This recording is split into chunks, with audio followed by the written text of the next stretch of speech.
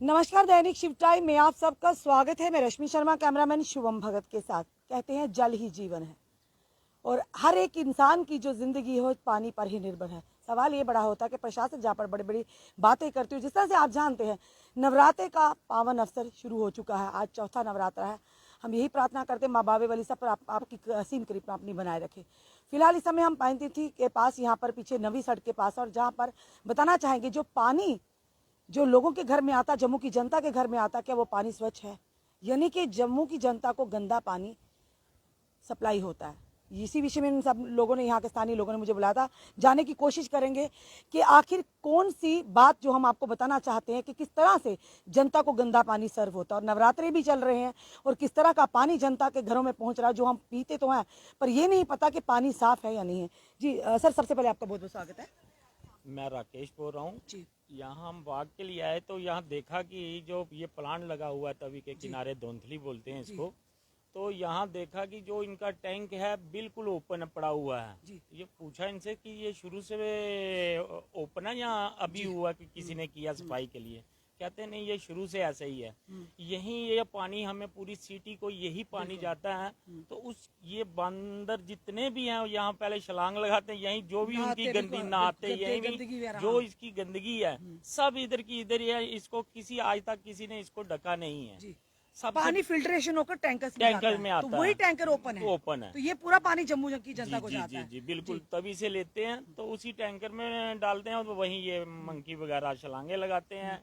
वहीं सब कुछ, इतनी गंदगी है कई बार तो बीच में ही मर जाते हैं बंदर। तो बाद में पता चलता है तो वही सिटी के लोग, हम पता नहीं कितने 70 साल से तो तब से, जब से ये प्लांट बना तब से पानी पी रहे हैं सिटी वाले। ये स्मार्ट सिटी की बात करें, स्वच्छ भारत की बात करें, पर ये जो स्वच्छता की निशानी है इस पर कोई ध्यान नहीं देता। कोई ध्यान बड़े बड़े प्रोजेक्ट आप लेते हैं क्योंकि कमीशन आती हैं, पर सवाल बड़ा ये कि इन चीजों पर क्यों नहीं ध्यान दिया जाता? देखिए नराते चल रहे हैं माता के, इनको ये आज तक समझ ही नहीं आई है कि इसको भी ढकना है। बिल्कुल इतनी बुरी हालत है तभी कि ये कहते हैं स्वच्छ अभियान की। देखिए आप लैटरिन वगैरह जितनी भी यहाँ पे झुग्गी झोंपड़ी हैं सब सुबह इधर लाइन लगी होती है, इतने हजारों के साथ यहाँ पे हैं। यहाँ कोई भी व्यवस्था नहीं है। यही पानी जाता है फिल्टर होकर फिर टैंकर, और टैंकर में बंदरों का वो बना हुआ है। टॉयलेट की कोई इधर व्यवस्था नहीं, सुविधा नहीं है, किसी तरह का नहीं है। और झुग्गी झोपड़ियां हैं, बहुत सारे लोग रहते हैं, लेकिन 2000 आदमी रहता है इधर। 2000 रहता है इधर। कोई किसी तरह की सोलर या दूसरी टॉयलेट अवेलेबल नहीं है। सारा इसी तभी में सारा वेस्ट जा रहा है और उसके कारण सारा शायद आज तक इस बात जनता को भी नहीं पता होती ये हम जितने भी जम्मू की जनता को पानी सप्लाई होगा, गंदा पानी सप्लाई होगा। ये इस पूरी जम्मू सिटी में यही पानी इस्तेमाल हो रहा है और लोगों को पता नहीं है। और वही बीमारी तो इसी से फैलेगी। आगे कोरोना चल रहा है तो हमारे इधर कोई और अल्टरनेटिव भी नहीं है। तो इसकी सफाई का खास ध्यान रखना जाना चाहिए। जी सर जी आपसे बात करना चाहिए। आपका नाम सबसे पहले? सर रमेश राणा। जी सर, क्या कहना चाहेंगे? बातें तो की जाती है स्मार्ट सिटी की, पर क्या ये स्मार्ट सिटी में चीजें नहीं आती जो अभी आप लोगों ने यहाँ पर? स्मार्ट सिटी फिजिकली होना चाहिए पॉसिबल। ऐसे जबानी ऐसे हवा में अगर स्मार्ट सिटी चलता है उससे कोई फायदा नहीं होता है। मगर फिजिकली अगर कोई काम हो तो वो स्मार्ट सिटी कहलाता है कि वाकई स्मार्ट सिटी में कोई काम हो। ये तो इन्होंने गंदगी बताया, मैं इसमें रिपीट नहीं करूंगा। मगर एक चीज जरूर है कि एक ये जो सर्कुलर रोड जाता है इसको वीआईपी रोड माना जाता था। एक्चुअली इसको बहुत इंपॉर्टेंस दी गई थी इस रोड के लिए। बट आज तक कितनी बार भी हमने कोशिश की, वहां पर इल्यूमिनेशन नहीं है, लाइट नहीं है, एक भी लाइट नहीं है उस। क्योंकि जब हम बात करते हैं मेयर साहब से तो मेयर साहब तो कहते हैं नहीं काम हो रहा है, पर काफी बार लोगों ने में शिकायतें भी, जैसे आप कह रहे हैं ये होगी कई जगह ऐसे कच्ची छोरी का चौक है वहाँ पर लाइट नहीं है। और दूसरी बात है कि ये जो स्मार्ट सिटी बना रहे हैं, एक तो यहाँ से आप देख रहे हैं मुबारक मंडी, इसको रिनोवेट करके या इसको कोई प्रॉपर पिक्चर दे रहे हैं। उसके साथ ये जो है ये चीजें जो है प्रिजर्व रहनी चाहिए। मगर प्रिजर्व किस तरीके से? हमारा जो भी हिलॉक्स यहाँ पर हैं सब अनसेफ है। किसी वक्त भी जो भी इधर हैबिटेट्स रहते हैं, हमारे डिवोटीज हैं, आश्रम्स हैं, यहाँ पर बहुत सारे लोग आते हैं, किसी वक्त भी ये पहाड़ी नीचे गिर सकती है। पहले हुआ भी है और हमारा यहाँ पर आश्रम में काफी नुकसान हुआ है, पूरी बिल्डिंग्स टूट गई हैं। उसके बाद हमने अप्रोच भी किया अथॉरिटीज के साथ। हमने पूरा, सिर्फ वो यही कहते हैं कि 25 करोड़ का प्रोजेक्ट बनाया है बस इतना ही है। देखिए, प्रोजेक्ट ये बना है मगर वीआईपी physically रोड कुछ है, नहीं। यहाँ पर सीएम हाउस को रास्ता जाता है या डीसी ऑफिस पास में है, बड़े बड़े नेता लोग यहाँ से गुजरते हैं, और साथ ही डिप्टी मेयर जो इस समय डिप्टी मेयर हैं, जो मेयर से जी बिल्कुल उन्हीं का वार्ड है। इन चीजों पर ध्यान देना क्यों नहीं ध्यान दिया जाता, या यूं कि क्योंकि यही ना कहीं जनता की सुरक्षा का सवाल है, जनता का कंसर्न जुड़ा हुआ है। हाँ, आप लोग प्रोजेक्ट की बात तो करते हैं, पर ये तो शुक्र है कि आप लोगों का धन्यवाद करते हैं, आपने ये चीजें सामने लाई। पर अन्यथा ये चीजें यहाँ के नेताओं को, जो कॉर्पोरेटर है उनको देखनी चाहिए, यहाँ के एडमिनिस्ट्रेशन को देखनी हाँ जी, चाहिए। हाँ जी। ये तो बेसिकली कंसर्न तो पहले कॉर्पोरेटर को देखना चाहिए और इमीडिएटली वो एडमिनिस्ट्रेशन तक पहुंचना चाहिए। बट एडमिनिस्ट्रेशन भी जब जाता है, उनके पास कोई केस जाते हैं, वो देखते हैं कि भाई इसमें कितना पैसा लगना है, क्या करना है। दे टेक इट मतलब ना सेकंड थॉट की, मतलब कि हाँ पैसे देखते हैं, कोई सीरियस नहीं इशू बनाता है इसको कि ये सीरियस इशू हो सकता है। अगर टाइमली किसी को इन्फॉर्म किया जाता है किसी काम के लिए कि भाई ये आगे साल के बाद, 2 साल के बाद या 6 महीने के बाद कोई ऐसा डिजास्टर हो सकता है, उसको इस वक्त अगर हम एक्शन ले लें तो वो रोका जा सकता है उस डिजास्टर को। मगर ये डिजास्टर खड़ा है and I am telling you, मैं ये श्योर है कि इसमें कुछ ना कुछ होने वाला है। और ये क्योंकि ऑर्डिनरी सिटीजन्स जो है वो चल रहे हैं, उनका कोई परवाह नहीं करता है। अगर कोई वीआईपी बाई चांस उस पहाड़ी के नीचे आ जाता है तो पूरा हिलेगा, सारा एडमिनिस्ट्रेशन हिलेगा। बट ऐसे जो है प्रॉपर जो सिंपल सिटीजन्स हैं, नुकसान भी हुआ, गाड़ियां भी नीचे हाँ जी, हमारे गाड़ियां, कोई जान माल का नुकसान, जान का नुकसान हमारे डिवोटीज इधर आ रहे हैं, बुजुर्ग आते हैं, दे आर सीनियर सिटीजन्स। मैं सीनियर सिटीजन हूँ, हम सीनियर सिटीजन्स यहाँ पर आते हैं, कहीं किसी को पत्थर आ गया, कुछ आ गया, किसी को इसकी परवाह नहीं है। कोई या तो इनके इंजीनियरिंग में कोई ऐसा नहीं है, इनमें दे आर नॉट फुली, मतलब इनको पूरा इतना नॉलेज नहीं है कि इसको कैसे हम अवॉइड कर सकते हैं, इसको कैसे सेफ गार्ड कर सकते हैं, इसको कैसे सेफ रख सकते हैं हम।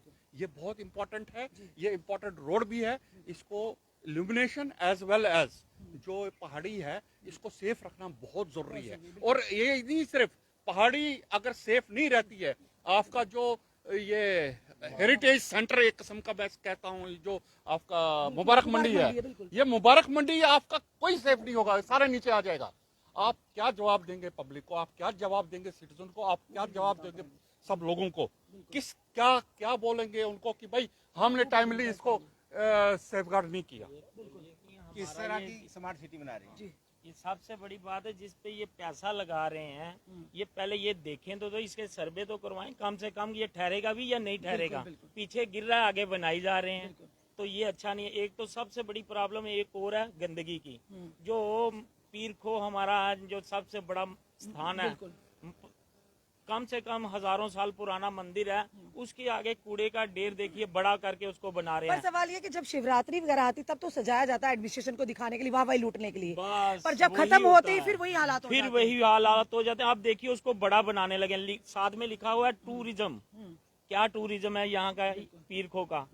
कोई टूरिज्म नहीं, कोई कुछ नहीं, कोई लाइट नहीं है, नीचे उतर जाने के लिए रास्ते में बिल्कुल कोई लाइट भी नहीं है। इसलिए ये जो नाटक कंपनी है ये बंद करिए, इसको अच्छे तरीके से सवारिए अपने शहर को, यही हमारी प्रार्थना है इनसे। जी धन्यवाद। आपने सुना, सीनियर सिटीजन भी है, यहाँ के स्थानीय लोग है, क्या कहना है उनका। यानी अब पोल खुल गई है स्मार्ट सिटी के नाक तले चल क्या रहा है। यानी कहीं ना कहीं आपने देखा किस कदर यहाँ खतरा है, और साथ ही साथ जो पूरे जम्मू सिटी में पानी सप्लाई हो रहा है वो कितना गंदगी भरा पानी, कितनी बीमारियों का घर है। यानी आप बड़े बड़े प्रोजेक्ट की बात तो करते हैं, लाखों की बात, करोड़ों की बात करते हैं, पर सवाल बड़ा है जो मूल सुविधाएं, यानी जनता को आप स्वच्छ पानी नहीं दे पाए। स्वच्छ सिटी की बात तो करते हैं, पर अभी भी जो पीर खो का हमारा प्राचीन मंदिर है, शिवरात्रि के दिन कहाँ से दूर दूर से श्रद्धालु वहां पर दर्शन करने आते हैं, तो वहां पर गंदगी के ढेर क्यों? क्योंकि सिर्फ आपका कर्तव्य, सिर्फ दायित्व वही है कि जब शिवरात्रि हो तब साफ सफाई करनी, वाह लूटनी, उसके बाद जो होता उनको उनके हाल पर छोड़ दीजिए। पर आखिर कब तक ये चलेगा?